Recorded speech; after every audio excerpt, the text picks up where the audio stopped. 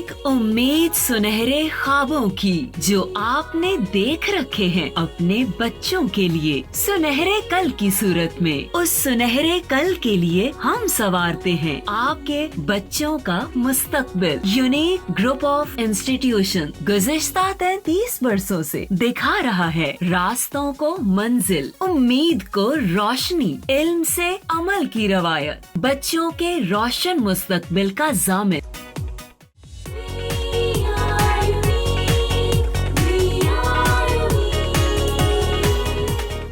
बिस्मिल्लाहिर्रहमानिर्रहीम। My name is Sobia Amin. 9th class के online lecture series के नेक्स्ट लेक्चर के साथ बेटा हमने पढ़ना है आज चैप्टर नंबर 4 का लास्ट टॉपिक। और लास्ट टॉपिक में हमने पढ़ना है centre of mass and stability, यानी what is the connection between the stability and centre of mass. अच्छा, थोड़ा सा पीछे से रिन्यू करें ना बेटा, तो लास्ट लेक्चर में आप लोगों को पढ़ाया गया था states of equilibrium, stable state, unstable state and neutral state of equilibrium. ये ऐसे लॉन्ग क्वेश्चन आता है।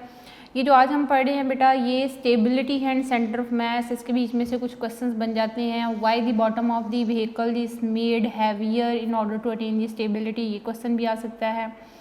या ये भी क्वेश्चन अक्सर एक्सरसाइज में पूछ लिया जाता है कि why the height of the racing car is kept low as much as possible, ये क्वेश्चन आ सकता है बेटा। तो आज हमने stability and centre of mass का रिलेशन और साथ ही इनका आपस में कनेक्शन क्या है, चीज़ों को स्टेबल कैसे बनाया जा सकता है, सिस्टम को स्टेबल कैसे बना सकते हैं, इन चीज़ों को डिस्कस करेंगे। छोटा सा टॉपिक है और इसमें एक दो एग्जांपल्स उसने कोट किए हैं आपको ये समझाने के लिए कि सेंटर ऑफ मास को लोअर करने से कैसे एक बॉडी स्टेबल हो सकता है। अच्छा बेटा, stability and position of centre of मास, ये है हमारे टॉपिक का नाम। सेंटर ऑफ मास क्या था बेटा, हमने जो लास्ट लेक्चर्स में पढ़ा है, what is the centre of mass. Centre of मास क्या है कि किसी भी सिस्टम का वो पॉइंट जहाँ पे फोर्स अप्लाई की जाती है तो बॉडी में मोशन प्रोड्यूस होती है, रोटेशन प्रोड्यूस नहीं होती, that point is called the centre of मास। और आज हमने पढ़ना है centre of mass and stability किस तरह हम अटेन कर सकते हैं, सेंटर ऑफ मास की मदद से हम स्टेबिलिटी कैसे अटेन कर सकते हैं। अच्छा बेटा, किसी भी सिस्टम के सेंटर ऑफ मास को जितना हम लोअर करते जाएंगे ना हॉरिजॉन्टल सरफेस से, यानी ग्राउंड से जितना लोअर करेंगे उतना ही वो ऑब्जेक्ट, वो सिस्टम क्या होता है, स्टेबल होता है। जिसमें मैंने पिछले लेक्चर्स में ये भी बात की थी बेटा कि रेसिंग कार की हाइट कम रखी जाती है, बॉटम को हैवियर और रखा जाता है ताकि उसका सेंटर ऑफ मास लोअर हो। सेंटर ऑफ मास के लोअर होने से वो ऑब्जेक्ट्स क्या हो जाते हैं, स्टेबल हो जाते हैं। Centre of mass and centre of gravity दोनों को लोअर करने से उन ऑब्जेक्ट्स की स्टेबिलिटी को हम अटेन कर सकते हैं। जैसे कभी आप लोगों ने सर्कस आर्टिस्ट को देखा हो, सर्कस आर्टिस्ट जो कि एक स्ट्रेच रोप के ऊपर वॉक कर रहे होते हैं, आपने उनके हाथ में अक्सर एक पोल देखा होगा, एक फ्लेक्सिबल पोल होता है बेटा, कि वो फ्लेक्सिबल पोल के जो एजेस होते हैं वो थोड़े बेंड हुए होते हैं, यानी वो एक प्लास्टिक टाइप जो है फ्लेक्सिबल एक पोल होता है, उन्होंने अपने हाथ में पकड़ा होता है, वो एक सिस्टम बन जाता है। यानी कि वो सर्कस आर्टिस्ट जो कि रोप वॉकर होगा, उसको हम उसकी अगर एग्जांपल को कंसीडर करें ना तो वो एक सिस्टम कहलाएगा। यानी वो एक पर्सन खुद जिसने उस रोप के ऊपर वॉक करना है सर्कस में, और दूसरा उसके हाथ में एक जो पोल होगा जिसको उसने हाथ में पकड़ा होता है। तो वो हाथ में पकड़ने से क्या होता है कि उस पूरे सिस्टम का सेंटर ऑफ मास लोअर हो जाता है। अब ये सिस्टम होगा, एक वो पर्सन खुद है, दूसरा उसने अपने हाथों को स्ट्रेच करके पकड़ा हुआ है वो पोल, पोल के एजेस नीचे की तरफ हो जाते हैं यूं, और उनके एजेस के नीचे होने से सेंटर ऑफ मास लोअर हो जाता है। सेंटर ऑफ मास के लोअर होने से बेटा वही पूरा सिस्टम वो क्या हो जाता है, स्टेबल हो जाता है। स्टेबल हो जाएगा तो इसका मतलब होगा कि वो इजीली उस स्ट्रेच रोप के ऊपर क्या कर सकता है, वॉक कर सकता है। अगर वो पोल नहीं पकड़ेगा और उसने स्टेबिलिटी नहीं अटेन की और उसकी बहुत ज़्यादा प्रैक्टिस भी नहीं है उस रोप के ऊपर वॉक करने की, तो फिर बहुत ज़्यादा चांसेस होते हैं उस पर्सन के उस रोप से टॉपल ओवर होने के, ठीक है, नीचे गिरने के चांसेस होते हैं।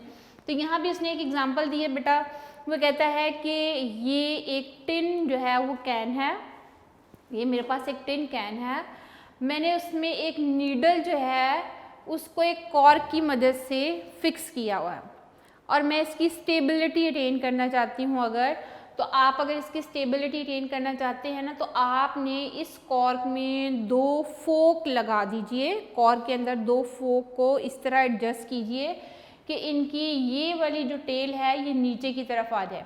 अब ये पूरा सिस्टम जो है ना ये स्टेबिलिटी अटेन कर लेगा। इस पूरे सिस्टम का सेंटर ऑफ मास लोअर हो जाएगा, यानी इन फोक के अटैच करने से इस पूरे सिस्टम का सेंटर ऑफ मास लोअर हो जाएगा। सेंटर ऑफ मास के लोअर होने से ये सिस्टम क्या हो जाएगा, मोर स्टेबल हो जाएगा। किसी भी सिस्टम को मोर स्टेबल करना हो तो हम उसका सेंटर ऑफ मास क्या कर देते हैं, लोअर कर देते हैं। सेंटर ऑफ मास के लोअर करने से वो बॉडी क्या हो जाता है, मोर स्टेबल हो जाता है। फिर उसने एक बेटा पैरेट की एग्जांपल दी। वैसे मैंने कोशिश की है पैरेट बनाने की, ये वैसे पैरेट बना नहीं, आप इसको जस्ट अज्यूम कर लीजिए कि ये एक पैरेट है। ये कोई टॉय पैरेट जैसे मिट्टी के खिलौने बने होते हैं, उसमें समटाइम जो है यहाँ उन्होंने एक पाइवोटेड पॉइंट जिसके अक्रॉस ये बॉडी रोटेट कर सकती है, मूव कर सकती है, वो लगाया होता है।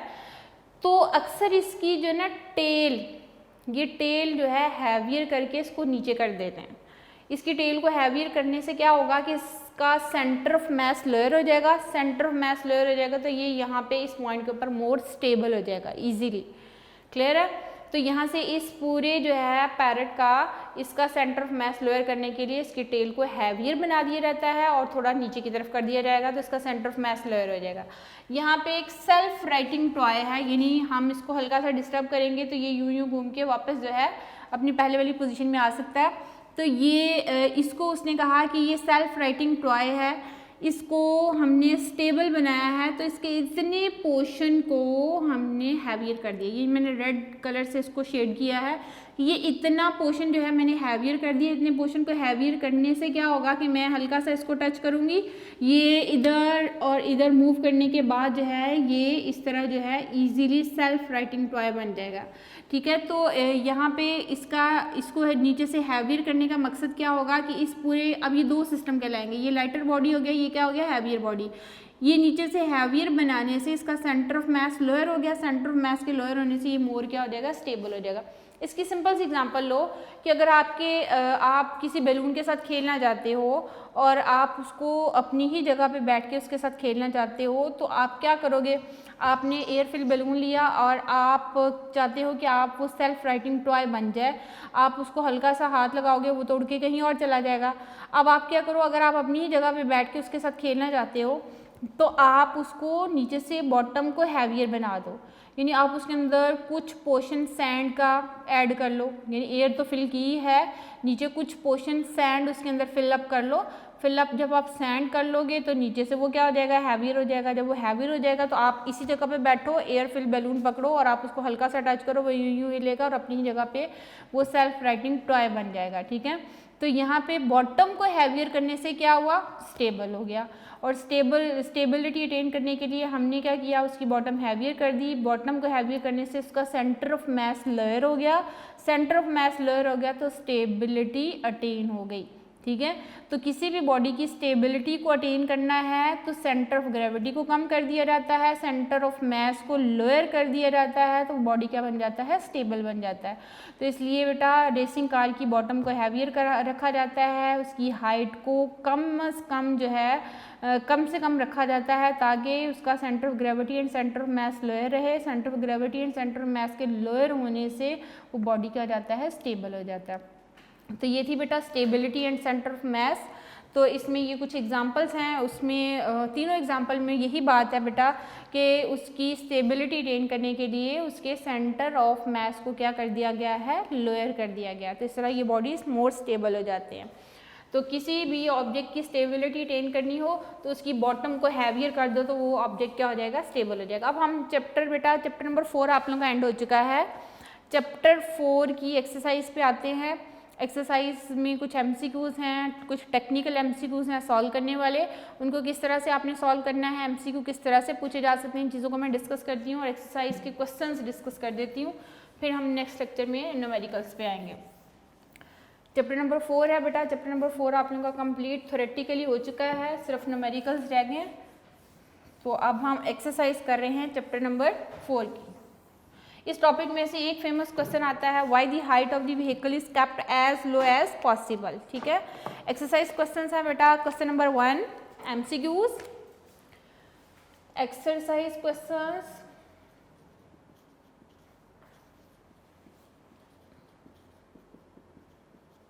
Of chapter number 4।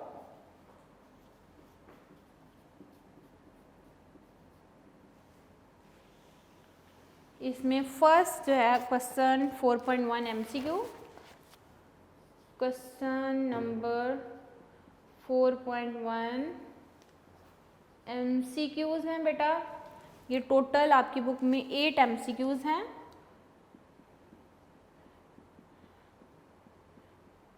3, 4, 5, यहाँ लिख देते हैं जी 6, 7 एंड 8। इसमें से जो सोल्यूशन वाले होंगे बेटा, मैं 7 सोल्यूशन इसलिए स्पेस छोड़ी है, सोल्यूशन कर दूंगी ताकि आप लोग नोट कर लीजिए, बोर्ड के एग्जाम में आपसे पूछी जा सकती हैं चीज़ें। अच्छा बेटा, फर्स्ट MCQ है, two equal but unlike parallel forces having different line of action. Two unlike parallel forces हैं, अनलाइक का मतलब दोनों की मैग्नीट्यूड सेम होगी, डायरेक्शन क्या होगी, ऑपोजिट होगी। Having different line of action produce a couple. जब वो डिफरेंट लाइन ऑफ एक्शन पे एक्ट होती हैं बेटा, वो क्या बनाती हैं, कपल बनाती हैं। तो इसका आंसर है जी B option, couple, a couple. ये कपल की डेफिनेशन में से ही बात पूछी हुई है। सेकेंड MCQ में वो कह रहा है the number of forces that can be added by head to tail. Head to tail rule के मुताबिक आप कितनी नंबर ऑफ फोर्सेस को ऐड कर सकती हैं, एनी नंबर ऑफ फोर्स, कोई भी हो सकती हैं। तो ये बेटा डी ऑप्शन इज करेक्ट, और एनी नंबर। ये बड़ा फेमस MCQ बेटा बोर्ड में पूछा जाता है। नेक्स्ट क्वेश्चन है बेटा third, the number of perpendicular component of the force. ये है बी ऑप्शन 2। कितने परपेंडिकुलर कंपोनेंट होते हैं, 2। कौन कौन से, horizontal component and vertical component. ये नाम भी एज ए शॉर्ट पूछे जा सकते हैं। How many components of the perpendicular component of the force, ये आपसे पूछा जा सकता है, राइट देयर नेम। तो there are 2 perpendicular component of a force, horizontal component Fx and vertical component क्या होता है, Fy होता है। ठीक है, ये MCQ पूछा जा सकता है। फोर्थ क्वेश्चन है बेटा, ए force of 10 Newton is making an angle of 30 degree with the horizontal surface with the horizontal component will be। ये बेटा डी ऑप्शन है। मैं इसका सोल्यूशन साथ कर देती हूँ। ये 8.7 न्यूटन आता है। तो इसका सोल्यूशन नोट कीजिए यहाँ पे। यहाँ वो कहता है बेटा फोर्स कितनी है जी, क्वेश्चन में 10 न्यूटन बता रहा है, क्लियर है, और एंगल कितना बना रहा है वो जी 30 डिग्री। तो आपने उसका horizontal component Fx find out करना है। Fx का फॉर्मूला क्या होता है बेटा, Fx is equal to F cos theta. अपने कैलकुलेटर पे फोर्स की वैल्यू लगाइए, 10 है जी, cos 30 की वैल्यू लगाओ, 10 मल्टीप्लाई बाय cos 30 की वैल्यू 0.866 होती है, 0.866। तो ये आ जाएगा बेटा 8.66 न्यूटन, जिसको राउंड ऑफ करके 8.7 न्यूटन लिखा गया। ठीक है, ये आपका इस MCQ का सोल्यूशन है। अच्छा बेटा, ये बड़ा इंपॉर्टेंट MCQ है। ये उसने ना हॉरिजॉन्टल कंपोनेंट आपसे पूछा हुआ है इस क्वेश्चन में। क्या एग्जामिनर ये क्वेश्चन चेंज कर सकता है? एग्जामिनर बिल्कुल क्वेश्चन चेंज कर सकता है। क्वेश्चन की स्टेटमेंट सेम हो, क्वेश्चन का गिवन डाटा भी सेम हो, सिर्फ उसने इतनी बात करनी है कि हॉरिजॉन्टल कंपोनेंट की बजाय वो आपको कह दे vertical component. Fx horizontal component है बेटा। अगर सेम स्टेटमेंट के साथ आपको ये बोल दिया जाए कि what is it's vertical component, जब आप इसका वर्टिकल कंपोनेंट निकालोगे ना बेटा तो ऑप्शन चेंज हो जाती है। वहाँ आप साइन थीटा लिखोगे तो साइन आएगा 30, तो वो साइन 30 0.5 के इक्वल होता है। 0.5 को 10 से मल्टीप्लाई करोगे तो 5 न्यूटन आ जाता है। तो यहाँ पे आपने गौर से क्वेश्चन पढ़ना है। क्वेश्चन में अगर तो हॉरिजॉन्टल कंपोनेंट पूछा हुआ है ना बेटा तो 8.7 न्यूटन आंसर आएगा, लेकिन सेम डेटा के साथ अगर उसने वर्टिकल कंपोनेंट पूछा हुआ है तो 5 न्यूटन आएगा। तो इसलिए बोर्ड के एग्ज़ाम में जब भी कभी आप लोगों को कोई भी क्वेश्चन आए तो काइंडली किसी भी बबल शीट को फिलअप करने से पहले बेटा आपने 2 दफ़ा स्टेटमेंट पढ़नी है, पढ़ के फिर आप उसको प्रॉपर आंसर कीजिए। ये नहीं कि सम टाइम आप लोग कहते हो कि एक्सरसाइज का क्वेश्चन है, इसका आंसर तो 8.7 न्यूटन आता है, तो फ़ौरन से आप बबल को फिल कर लेते हो। लेकिन फिर से इसको देखिए, क्या उसने हॉरिजॉन्टल कंपोनेंट पूछा है या वर्टिकल कंपोनेंट पूछा। अगर तो हॉरिजॉन्टल कंपोनेंट पूछा हुआ है ना बेटा, तो उसका आंसर 8.7 न्यूटन आता है। अगर उसने वर्टिकल कंपोनेंट पूछा है तो 5 न्यूटन आएगा। ठीक है, ये एमसीक्यू बड़ा टेक्निकल है, इसको देख लीजिएगा।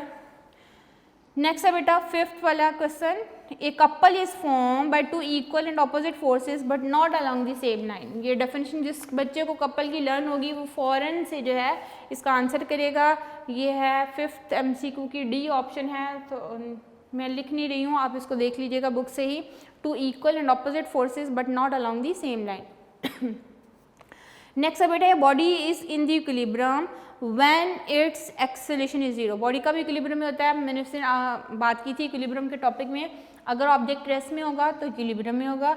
दूसरी कंडीशन क्या है, यूनिफॉर्म वेलोसिटी के साथ जब मूव करता है, जब बॉडी यूनिफॉर्म वेलोसिटी के साथ मूव करता है तो उसका एक्सेलरेशन कितना होता है, 0 होता है। तो ये 6 एमसीक्यू में D option is correct, acceleration is 0। Acceleration is 0। ठीक है, 7th वाला एमसीक्यू देखिए बेटा, ए body is in the neutral equilibrium when its centre of gravity keeps it's height if displace. ये भी जिस बच्चे ने लर्निंग की हुई है फौरन आंसर करता है कि न्यूट्रल इक्विलिब्रियम में उसका सेंटर ऑफ ग्रेविटी उसी हाइट पे रहता है, ना लोअर होता है ना ही रेज अप होता है, इट कीप्स इट्स हाइट। अच्छा जी, सी ऑप्शन है, क्या आंसर आना है, कीप्स इट्स हाइट। हाइट का मतलब क्या होगा, उसका centre of gravity if displaced.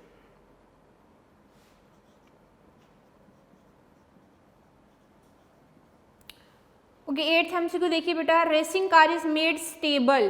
कैसे स्टेबल रखी जाती हैं, by lower their centre of gravity. C option is correct, lowering their centre of gravity.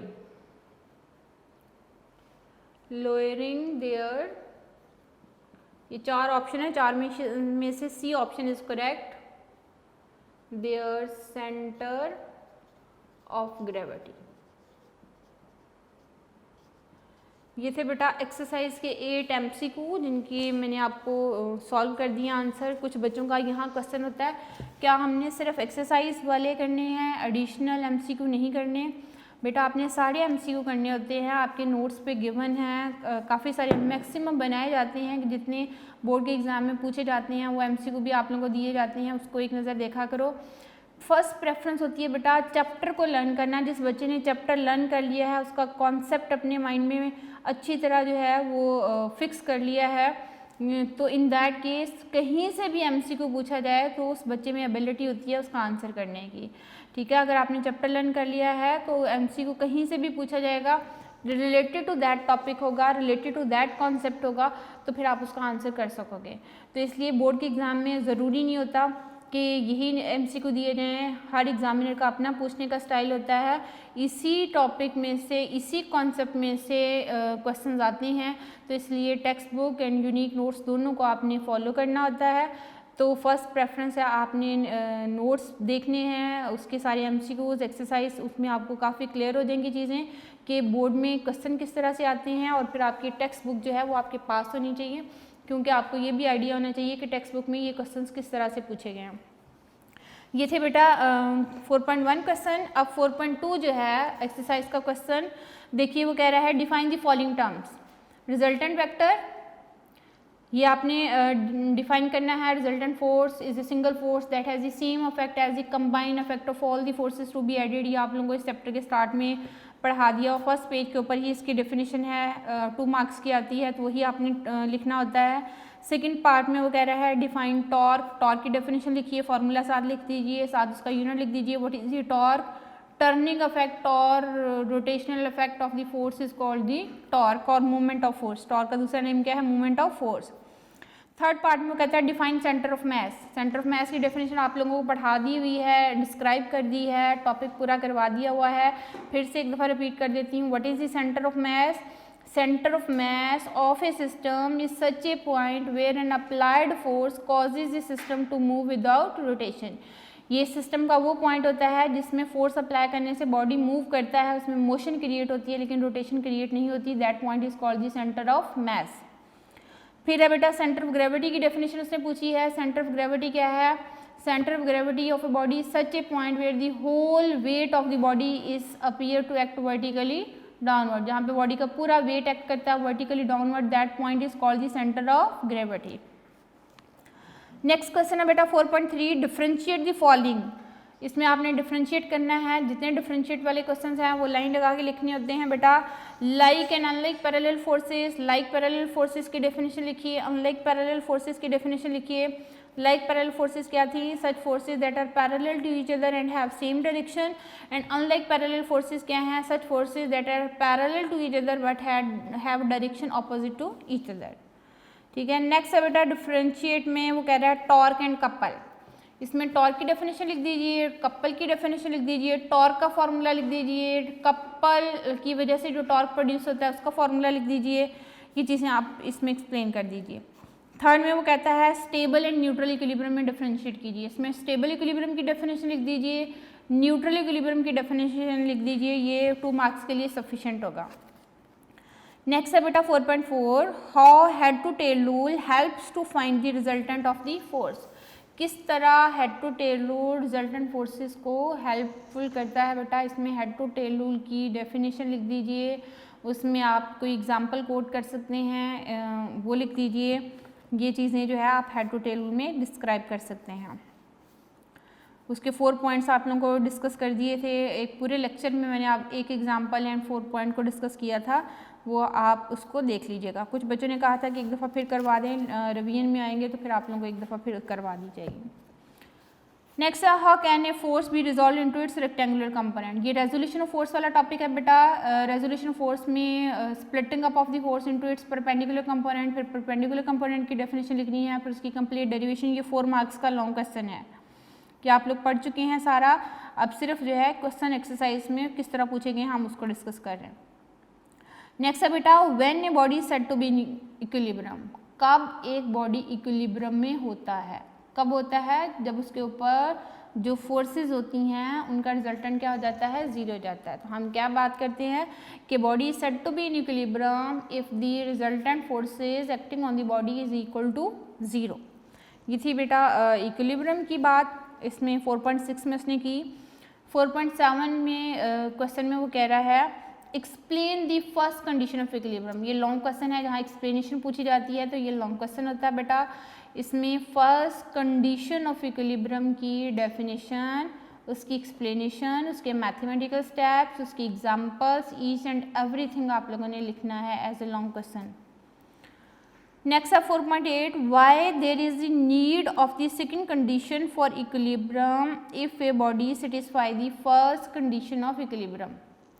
वो क्या कह रहा है बेटा कि सेकेंड कंडीशन ऑफ इक्विलिब्रियम की क्यों ज़रूरत पड़ती है अगर body satisfy first condition of equilibrium भी कर रहा हो. तो ये आप लोगों को पढ़ाया हुआ है सेकेंड कंडीशन ऑफ इक्विलिब्रियम. इसमें सेकेंड कंडीशन ऑफ इक्विलिब्रियम की स्टेटमेंट लिखिए, मैथमेटिकल फॉर्म लिखिए और उसके बाद बेटा रिजिड बॉडी की एग्जांपल दे के आपने बात करनी है कि अगर तो 2 फोर्सेस इनकी मैग्नीट्यूड सेम है, डायरेक्शन ऑपोजिट है, एक ही लाइन ऑफ एक्शन के ऊपर एक ही बॉडी के ऊपर एक्ट होती हैं, तो वहाँ पे नेट इफेक्ट उसका क्या हो जाता है? 0. तो रिजल्टेंट फोर्सेस 0 होगी तो first condition of equilibrium satisfy होगी, बॉडी स्टेबल, बॉडी जो है वो इक्विलिब्रियम में होगा. लेकिन अगर हम उन फोर्सेस की पोजीशन को चेंज कर दें कि वो सेम लाइन ऑफ एक्शन में एक्ट ना हो बल्कि उनकी लाइन ऑफ एक्शन क्या हो जाए डिफरेंट हो जाए, तो फिर बॉडी में रोटेशन प्रोड्यूस हो सकती है, तो फिर बॉडी इक्विलिब्रियम में नहीं होगा. बॉडी को कम्प्लीटली इक्विलिब्रियम में होने के लिए बेटा नेट टॉर्क भी 0 होना चाहिए, नेट फोर्सेस भी 0 होनी चाहिए, तब बॉडी किस स्टेट में होगा? इक्विलिब्रियम में होगा. ये थी बेटा 4.8 क्वेश्चन का आंसर. उसको एक्सप्लेन करना है. ये भी लॉन्ग क्वेश्चन है. शॉर्ट पूछा जाए तो ज़्यादा डिटेल नहीं लिखनी, लॉन्ग पूछेंगे तो फिर आपने डिटेल लिखनी है. नेक्स्ट है बेटा what is the second condition for equilibrium. ये शॉर्ट क्वेश्चन आया तो स्टेटमेंट लिखनी है. A body is said to satisfy the second condition of equilibrium if the resultant torque acting on the body is equal to 0. Summation T is equal to 0 लिखेंगे तो आप लोगों की सेकेंड कंडीशन ऑफ इक्विलिब्रियम की mathematical statement भी आ जाएगी और वर्डिंग में स्टेटमेंट. ये 2 मार्क्स के लिए सफिशिएंट होगा. अच्छा बेटा 4.10 से लेके ऑनवर्ड 4.13 तक ये 4 क्वेश्चंस आपने नोट से लर्न करने हैं। इनके आंसर बुक पे प्रॉपर गिवन नहीं है, नोट्स की एक्सरसाइज में इन क्वेश्चंस के आंसर गिवन है, वहाँ से लर्न कीजिएगा बेटा। क्वेश्चन है 4.10, give an example of the moving body which is in equilibrium. कोई मूविंग बॉडी की एग्जाम्पल दीजिए जो इक्विलिब्रियम में हो। हमने बात की कि कोई भी गाड़ी अगर लेवल रोड पे यूनिफॉर्म वेलोसिटी के साथ मूव कर रही है तो वो इक्विलिब्रियम में होती है। जब वो यूनिफॉर्म वेलोसिटी के साथ मूव करती है तो उसका एक्सेलरेशन 0 होता है। तो जब एक्सेलरेशन 0 हो जाएगा तो हम बात करते हैं कि body is in the state of equilibrium. ये हमने बात की। फिर दूसरी मूविंग बॉडी हो लेकिन वो इक्विलिब्रियम में, उसकी एग्जांपल हम पैराट्रूपर्स की दे सकते हैं। पैराट्रूपर्स कमिंग डाउन करते हैं विद यूनिफॉर्म टर्मिनल वेलोसिटी, तो वहाँ पे भी बेटा बॉडी किस स्टेट में होता है, इक्विलिब्रियम में होता है। ये एग्जांपल आप कोई भी इसमें कोट कर सकते हो। नेक्स्ट 4.11 क्वेश्चन है बेटा, think of the body which is at rest but not in equilibrium. वो कहता है कि आप किसी भी एक बॉडी की एग्जांपल दीजिए जो कि रेस्ट पे हो लेकिन इक्विलिब्रियम में ना हो। आप एग्जांपल पेंडुलम की दे सकते हो बेटा। आपके पास एक पेंडुलम है, पेंडुलम वाइब्रेट करता है about it's mean position. Pendulum अपनी हाईएस्ट पोजीशन पे जाता है तो स्टॉप होता है। जब वो स्टॉप हो जाएगा तो वो रेस्ट पे आता है लेकिन वो इक्विलिब्रियम में नहीं होता। कभी आपने सिंपल पेंडुलम देखा हो ना बेटा, तो सिंपल पेंडुलम क्या होता है, एक स्ट्रिंग है, स्ट्रिंग के साथ हमने एक हुक लगा के एक मेटल की बॉब अटैच कर देते हैं, ठीक है, ये मेटेलिक बॉब होती है। तो ये पूरा एक सिस्टम क्या कहलाता है, सिंपल पेंडुलम। आपने पेंडुलम क्लॉक भी देखे होंगे। तो अगर हम इसको इस मीन पोजीशन से डिस्टर्ब करें ना तो ये अपनी एक नई पोजीशन पे यूं जाएगा और फिर इन दो एक्सट्रीम पोजीशन के क्रॉस ये वाइब्रेट करेगा इस तरह। लेकिन जैसे ही अपनी ये एक्सट्रीम पोजीशंस होती हैं बेटा, एक्सट्रीम पोजीशंस, और ये वाली पोजीशन कहलाती है मीन पोजीशन।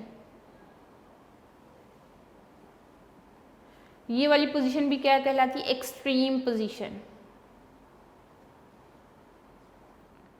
तो ये पेंडुलम अपनी एक्सट्रीम पोजीशंस के अक्रॉस यूं वाइब्रेट करता है, लेकिन आपको पता है जब ये अपनी एक्सट्रीम पोजीशन पे जाता है ना तो ये स्टॉप होता है। जब वो स्टॉप हो जाएगा तो वो रेस्ट पे होता है लेकिन इक्विलिब्रियम में नहीं होता। बात समझ आई। तो इसी तरह आप कभी स्विंग लेते हो ना, तो स्विंग में जब आप फोर्स लगाते हो अपने पाँव से, आपका स्विंग एक हाईएस्ट पॉइंट पे जाता है, हाईएस्ट पॉइंट पे जाके वो स्टॉप होगा एक लम्हे के लिए। जब वो स्टॉप होता है वो रेस्ट पे होता है लेकिन वो इक्विलिब्रियम में नहीं होता। ये एग्जांपल दे सकते हैं बेटा। नेक्स्ट क्वेश्चन है 4.12, why a body can not be in equilibrium due to the single force acting on it. किसी भी बॉडी के ऊपर अगर एक सिंगल फोर्स अप्लाई होती है तो बॉडी इक्विलिब्रियम में क्यों नहीं होता। उसकी रीज़न क्या है बेटा कि अगर हम एक सिंगल फोर्स अप्लाई करते हैं किसी बॉडी के ऊपर तो वो बॉडी में मोशन भी क्रिएट कर सकती है और रोटेशन भी क्रिएट कर सकती है।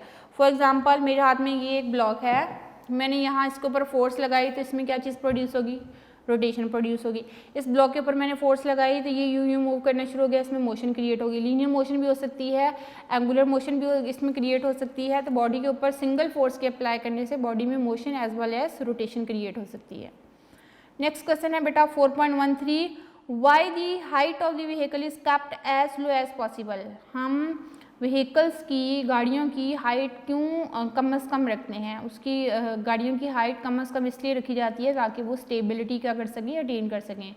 तो इसलिए गाड़ियों की हाइट को स्टेबल रखा जाता है, उनकी बॉटम को हैवियर बना दिया जाता है by making their bottom heavier in order to lower their centre of gravity and centre of mass in order to attain the stability.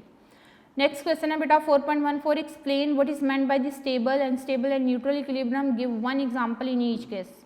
ये लॉन्ग क्वेश्चन है, ये अक्सर बोर्ड में लॉन्ग क्वेश्चन के तौर पे ही पूछा जाता है, स्टेबल एंड न्यूट्रल इक्विलिब्रियम, और इसकी एक्सप्लेनेशन जो है विद डायग्राम आपने लिखनी है। ये थे बेटा एक्सरसाइज के क्वेश्चंस। एक्सरसाइज के ये सारे क्वेश्चंस मैंने 1 बाय 1 डिस्कस कर दिए हैं, तो आप इसको एक दफ़ा फिर से बुक से देख लीजिएगा। इसमें क्वेश्चन पूछने का स्टाइल क्या है, आपने कहाँ तक इसका आंसर लिखना होता है। तो इन दैट केस बेटा सबसे पहले बात जो ज़रूरी होती है ना वो ये ज़रूरी होती है कि जब भी आप एग्ज़ाम में जाओ तो माइंड मैपिंग पहले से करके जाओ। और माइंड मैपिंग क्या होती है, जब आप पढ़ रहे होते हो ना तो दो चीज़ें आपने अपने माइंड में क्लियर करनी है। एक तो ये कि जब आप कॉन्सेप्चुअल स्टडी करते हो ना बेटा, इसमें ये नहीं होता कि ये हम कर लेंगे तो ये बोर्ड में आ जाएगा। आपने A to Z सारा करना होता है। इसमें से शॉर्ट कुछ पूछ लिए जाते हैं, कुछ लॉन्ग पूछ लिए जाते हैं। अब आपके अंदर एबिलिटी होनी चाहिए कि आपने इन क्वेश्चंस को लिखना किस स्टाइल से है और कितना लिखना है। 2 घंटे का पेपर होता है बेटा, 2 घंटे में टाइम मैनेजमेंट इज़ इम्पॉर्टेंट।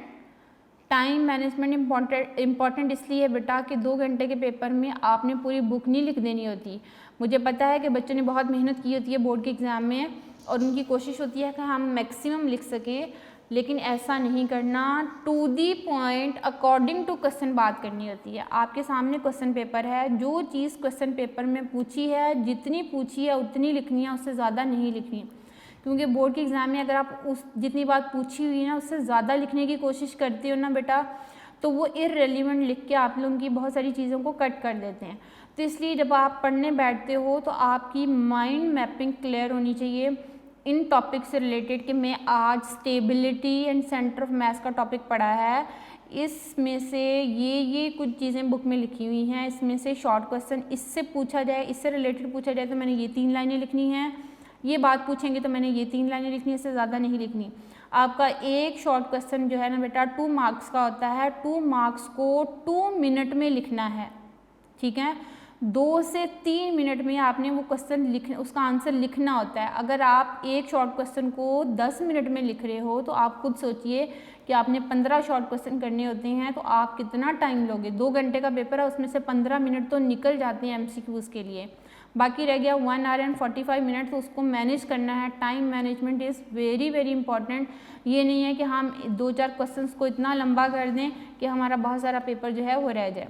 तो इसलिए आप लोगों को साथ चीज़ें सिखाई भी जाएंगी। जैसे इंशाल्लाह स्कूल रीओपन होते हैं तो उसमें आप लोगों को टाइम मैनेजमेंट सिखाया जाएगा कि ये 30 मार्क्स का पेपर है तो हमने 1 घंटे में करना है, 60 मार्क्स का पेपर तो हमने 2 घंटे में करना है। तो ये चीज़ें जो है वो आप लोग सीख जाओगे इंशाल्लाह। लेकिन फिर आप पढ़ने बैठो घर में तो आपकी माइंड मैपिंग होनी चाहिए। ये टॉपिक मैंने पढ़ा है तो इसमें से क्वेश्चन शॉर्ट आए तो मैंने कितना लिखना है, लॉन्ग क्वेश्चन आएगा तो उसकी सीक्वेंस क्या होगी, मैंने डायग्राम किस जगह पे ड्रॉ करनी है। कभी भी लॉन्ग क्वेश्चन के एंड पे डायग्राम एक्सेप्टेबल नहीं होती। आप जहाँ कंसीडर का लफ्ज़ लिखते हो ना बेटा उसके सामने आपने डायग्राम ड्रॉ करनी होती है, क्योंकि जब आप कंसीडर ए बुक बोलोगे ना तो आपने उस बुक को सामने एक पिक्चर के ज़रिए से दिखाना होता है एग्जामिनर को, मैंने ये कंसीडर किया और मैं इसकी अब एक्सप्लेनेशन लिख रही हूँ, ठीक है। तो इन चीज़ों को आप साथ साथ लेके चलोगे, बल्कि कोशिश किया करो कि डायग्राम पहले बना के एक्सप्लेनेशन बाद में लिखा करो, ताकि आप उस डायग्राम को देख के सारी चीज़ों को एक्सप्लेन कर सकोगे। और बहुत अच्छा जो है रिज़ल्ट इस तरह से आप लोग शो कर सकते हो कि अगर आपने डायग्राम के साथ लॉन्ग क्वेश्चंस अटैम्प्ट किए हैं और प्रॉपर सीक्वेंस के साथ अटैम्प्ट किए हैं तो किसी भी एग्जामिनर में ये जरूरत नहीं होगी कि वो आप लोगों के मार्क्स को डिटेक्ट कर सके। 4 में से 4 मार्क्स अवार्ड होती हैं, न्यूमेरिकल अगर आपने ठीक किया है तो 5 में से 5 मार्क्स अवार्ड होते हैं। और फिज़िक्स एक ऐसा सब्जेक्ट है जिसमें आप 100% मार्क्स अटेन कर सकते हो, ठीक है। तो इसमें थोड़ी सी एफर्ट, थोड़ी सी चीज़ें जो है उसको टेक्निकल आपने देखना होगा और आपने इन चीज़ों को अटैम्प्ट करना है। और लिख के देखिए, लिख के काम करोगे तो आप लोगों को ये चीज़ें भूलेंगी नहीं, ठीक है। अपना ख्याल रखिए और चीज़ों को साथ साथ पढ़िए। नेक्स्ट लेक्चर के साथ फिर हाज़िर होंगे, इस चैप्टर के न्यूमेरिकल करेंगे इंशाल्लाह। तब तक के लिए अल्लाह हाफ़िज़।